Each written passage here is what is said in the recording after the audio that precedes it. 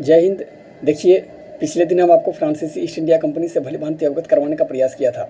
आपको हम एक सरसरी निगाह के साथ फ्रांसीसी ईस्ट इंडिया कंपनी के बारे में फिर से बतलाना चाहते हैं। आप इसको बहुत ही बारीकी से सुन करके आप ध्यान देंगे। देखिए, अन्य जितने भी हमारे भारत देश में अन्य अन्य कंपनियों का आगमन हुआ, उन कंपनियों की तुलना में जो फ्रांसीसी ईस्ट इंडिया कंपनी हुआ करती थी, फ्रांसीसी ईस्ट इंडिया कंपनी जो है, इनका आगमन भारत में थोड़ा लेट से हुआ। और इस कंपनी की स्थापना को लेकर के अगर बात करेंगे, इस कंपनी की स्थापना वर्ष 1664 ईस्वी में हुआ था। और फ्रांसीसी कंपनी की जो स्थापना हुआ था, फ्रांसीसी कंपनी की जो स्थापना हुआ था, इस कंपनी की स्थापना होने के समय फ्रांस के जो सम्राट हुआ करते थे, फ्रांस के सम्राट लुई 14वां हुआ करते थे। शायद हमने पिछले लेक्चर में आपको लुई 16वां बोल दिया था। लेकिन देखिए, फ्रांसीसी कंपनी की जब स्थापना हो रही थी, फ्रांसीसी कंपनी की स्थापना को लेकर के अगर बात करेंगे, इसकी स्थापना वर्ष 1664 ईस्वी में हुई है। और इस कंपनी की स्थापना होने के समय फ्रांस के जो राजा हुआ करते थे, फ्रांस के राजा लुई 16वां हुआ करते थे। और लुई 16वां के एक मंत्री हुआ करते थे, लुई 16वां के मंत्री कोलबर्ट हुआ करते थे। और कोलबर्ट के प्रयास से ही फ्रांसीसी ईस्ट इंडिया कंपनी की स्थापना हुई थी। हमने आपको फ्रांसीसी ईस्ट इंडिया कंपनी की स्थापना जो है कोलबर्ट की मदद से हुई थी। कोलबर्ट जो कि लुई 14वां के मंत्री हुआ करते थे। और फ्रांसीसियों को लेकर के अगर बात करेंगे, फ्रांसीसियों ने अपना प्रथम व्यापारिक कारखाना जो है सो वर्ष 1668 ईस्वी में उन्होंने सूरत में खोलने का काम किया। फिर वहीं पर सूरत में खोलने का काम किया। और सूरत में जो उन्होंने जो पहला कारखाना खोला, यह कारखाना फ्रैंकोइस केरो द्वारा स्थापित किया गया था। फ्रैंकोइस केरो के द्वारा स्थापित किया गया था। प्रथम कारखाना वर्ष 1668 ईस्वी में सूरत में स्थापित किया गया था। वहीं पर दूसरी फ्रांसीसी ईस्ट इंडिया कंपनी के द्वारा जो दूसरी कारखाना खोला गया था वर्ष 1669 ईस्वी में। और वर्ष 1669 ईस्वी में फ्रांसीसी ईस्ट इंडिया कंपनी के द्वारा दूसरा कारखाना जो खोला गया था, वो दूसरा कारखाना मछलीपट्टनम में खोला गया था। वहीं पर बंगाल के नवाब को लेकर के अगर बात करेंगे, बंगाल के नवाब जो हुआ करते थे, शाइस्ता खां हुआ करते थे। बंगाल के नवाब उस समय शाइस्ता खां हुआ करते थे। और शाइस्ता खां ने फ्रांसीसियों को चंद्रनगर का क्षेत्र सौंपा, जहाँ फ्रांसीसियों के द्वारा जो है सो किलाबंदी कोठी का निर्माण किया गया, जिसे हम लोग फोर्ट ओरलियंस नाम दिया गया, फिर फ्रैंको मार्टिन ने 1664 ईस्वी में पुडुचेरी में फ्रांसीसी कंपनी का व्यापारिक केंद्र खोला। आगे चल करके फ्रांसीसियों ने पुडुचेरी ने किलेबंदी कोठी का निर्माण किया, जिसे फोर्ट लुई नाम दिया गया। आगे चल करके अगर बात करेंगे, फ्रांसीसियों ने वर्ष 1764 ईस्वी में फ्रांसीसियों को लेकर के अगर बात करेंगे, तो फ्रांसीसियों ने वर्ष 1721 ईस्वी में मोरियस, 1725 ईस्वी में माहे और 1739 ईस्वी में क्राइकल अधिकार कर लिया।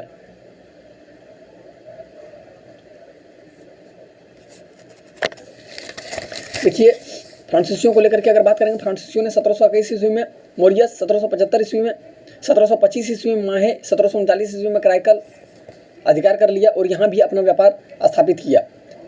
आज भी पुडुचेरी जैसे क्षेत्रों में, पुडुचेरी केंद्र शासित प्रदेश में फ्रांसीसी बस्ती देखने को मिलता है। ठीक है। फिर फ्रांसीसी गवर्नर डुप्ले को लेकर के अगर बात करेंगे, फ्रांसीसी गवर्नर जो डुप्ले हुआ करते थे, डुप्ले को भारत में सहायक संधि का जन्म दाता माना जाता है। और इन्होंने ही भारतीय भूक्षेत्र अर्जित करने के लिए भारतीय राजाओं के झगड़ों में हस्तक्षेप करना शुरू किया। फिर आगे चल करके अगर बात करेंगे, 1742 ईस्वी के बाद फ्रांसीसियों की राजनीतिक महत्वाकांक्षाएं काफ़ी बढ़ गई। और फिर फ्रांसीसी ईस्ट इंडिया कंपनी और ब्रिटिश ईस्ट इंडिया कंपनी दोनों अपने आप को भारत में स्थापित करना चाह रही थी, जिस कारण दोनों कंपनियों के बीच युद्ध हुआ, जिसे हम लोग कर्नाटक का युद्ध कहते हैं। और कर्नाटक का युद्ध हमने आपको पिछले लेक्चर में भलीभांति अवगत करवाने का प्रयास किया था कि कर्नाटक का जो युद्ध हुआ था वो फ्रांसीसी ईस्ट इंडिया कंपनी और ब्रिटिश ईस्ट इंडिया कंपनी के बीच हुआ था। और इस युद्ध में अंतिम तौर पर जो जीत हुई थी वो अंग्रेजी ईस्ट इंडिया कंपनी की हुई थी। और इस युद्ध में अंततः जीत अंग्रेजी ईस्ट इंडिया कंपनी को हुई और अंग्रेजी ईस्ट इंडिया कंपनी ने फ्रांसीसी ईस्ट इंडिया कंपनी को भारत से बाहर करने का काम किया और भारत में उन्होंने अपना आधिपत्य स्थापित करने का काम किया। आगे चल करके अगर बात करेंगे, तो जो हुआ करते थे, फ्रांसीसियों ने अपना मुख्यालय नगर जो है पौंडीचेरी को बनाया। और पौंडीचेरी का प्रथम फ्रांसीसी गवर्नर फ्रैंको मार्टिन बने थे। ठीक ना। अब आगे चल करके अगर हम बात करेंगे, इससे पहले वाला लेक्चर में हमने आपको औरंग से अवगत करवाने का प्रयास किया था। औरंग के बाद अगर हम बात करें, तो औरंग किसको कहते हैं? हम तो आपको बतलाए थे, औरंग जो है एक फारसी भाषा का शब्द है जिसका शाब्दिक अर्थ जो है सो क्या होता है? जिसका शाब्दिक अर्थ गोदाम होता है, और गोदाम उसे कहा जाता है जहाँ पर वस्तुओं को ढेर करके रखा जाता है, वस्तुओं को इकट्ठा करके रखा जाता है।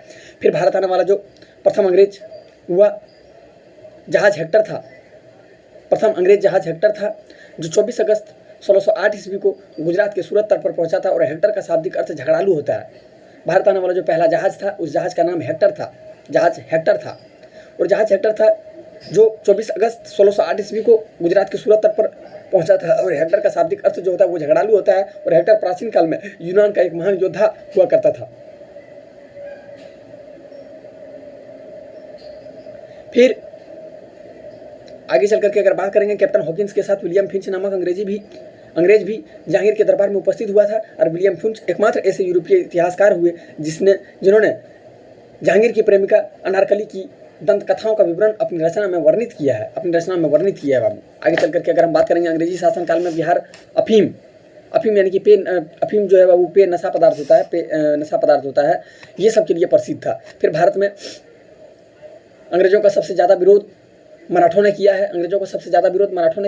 और फिर भारत में अंग्रेजों को पराजित करने वाला प्रथम भारतीय शासक हैदर अली हुआ, जिन्होंने अंग्रेजों को प्रथम आंग्ल मैसूर युद्ध के दौरान पराजित किया। और यह युद्ध 1767 से 1769 ईस्वी के बीच हुआ था। और इस युद्ध की समाप्ति 1769 ईस्वी में हुई मद्रास की संधि के तहत हुआ था। फिर 1765 ईस्वी में इलाहाबाद की संधि हुई। इलाहाबाद की संधि के तहत अंग्रेजी कंपनी को बिहार, बंगाल, उड़ीसा के क्षेत्र में जब दीवानी अधिकार प्राप्त हुआ, तो ब्रिटिश ईस्ट इंडिया कंपनी सर्वप्रथम खासी जनजाति के संपर्क में आया था। और यह जनजाति को लेकर के अगर बात करेंगे, यह जनजाति सामान्य तौर पर मेघालय राज्य में निवास करती है।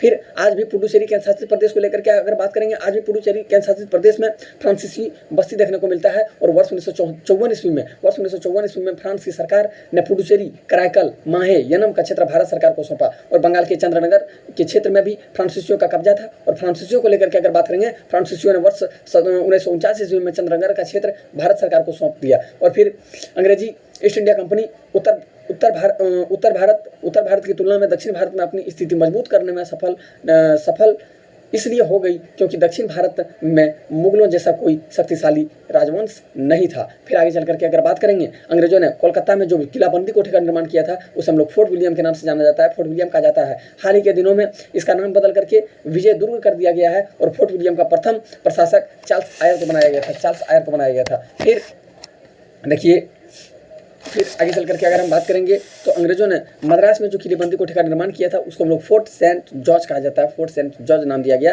और फ्रांसीसियों ने अपना मुख्यालय नगर पुडुचेरी को बनाया था। और जहां उन्होंने किलेबंदी कोठी का निर्माण किया, जिसको हम लोग फोर्ट लुई कहा जाता है। फ्रांसीसियों ने बंगाल में चंद्रनगर में जो किलेबंदी कोठी का निर्माण किया था, उसे फोर्ट ओरलियंस नाम दिया गया था। इस प्रकार हमारा पूरा भारत में यूरोपीय कंपनियों का आगमन से हम आपको भली भांति अवगत करवाने का प्रयास किए। और देखिए, पुडुचेरी एकमात्र ऐसा केंद्र शासित प्रदेश है जिसके अंतर्गत 4 जिला है। और 4 जिला से हम आपको अवगत कराए, तो माहे हो गया, कराईकल हो गया, फिर यनम हो गया, और एक जो है सो आपका,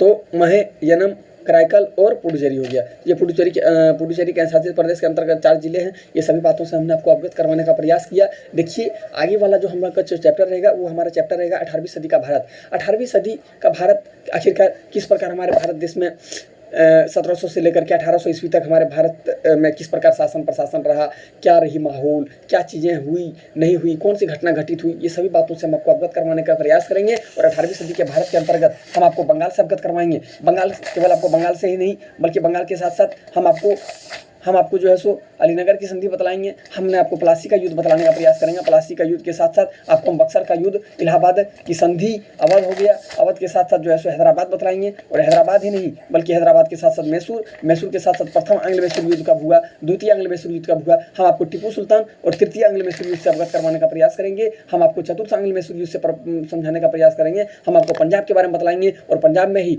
जो ये पंजाब को लेकर के अगर बात करेंगे, तो पंजाबी भाषा में सिख का जो शाब्दिक अर्थ होता है वो शिष्य होता है। और ये सभी बात को लेकर के हम आपको बहुत ही अच्छी तरह से स्पष्ट ढंग से समझाने का प्रयास करेंगे। और पंजाब में जो सिख धर्म का ये हुआ था, सिख धर्म के जो प्रथम गुरु हुए, उनका जो जन्म हुआ था, वो शायद सिख धर्म के जो पहले गुरु हुआ करते थे, तो पहले गुरु से लेकर के गुरु नानक जो है सो गुरु नानक से लेकर के आपको हम गुरु गोविंद सिंह तक आपको अवगत करवाने का प्रयास करेंगे। सिख धर्म के 10 गुरु हुआ करते थे, सिख धर्म के जो 10 गुरु हुआ करते थे, सबसे पहले गुरु नानक हुए, गुरु नानक के बाद गुरु अंगद हुए, फिर गुरु अमरदास हुए, फिर रामदास हुए, और रामदास के बाद जो है सो अर्जुन देव हुए, गुरु हरगोविंद हुए, गुरु हरराय हुए, गुरु हरकिशन हुए, गुरु तेग बहादुर हुए, और फिर गुरु गोविंद सिंह हुए। ये सभी बातों से हम आपको भली भांति अवगत करवाने का प्रयास करेंगे। और इसी के अंतर्गत हम आपको ये भी बात बतलाएंगे कि इस जो है सो आगे चल करके गुरु का पद समाप्त हो गया था, गुरु की जगह पर नेता का पद आया था, और किस प्रकार जो है सो फिर इसके अंतर्गत हम आपको रंजीत सिंह के बारे में भी बतलाने का प्रयास करेंगे, जो कि जम्मू कश्मीर के वो राजा हुआ करते थे, जम्मू कश्मीर के राजा हुआ करते थे। ठीक है, तो वो जम्मू कश्मीर के राजा हुआ करते थे। ये सभी बातों से आपको अवगत करवाने का प्रयास करेंगे। फिर आपको हम प्रथम आंग्ल सिख युद्ध से अवगत करवाएंगे। प्रथम आंग्ल सिख युद्ध कब हुआ था और किसके किसके बीच हुआ था और क्या रीजन थी इसकी। फिर द्वितीय आंग्ल सिख युद्ध बतलाएंगे, और यहीं पर हमारा जो चैप्टर है 18वीं सदी की भारत यहीं पर समाप्त होगी। फिर हम आपको मराठा साम्राज्य से अवगत करवाने का प्रयास करेंगे। धन्यवाद।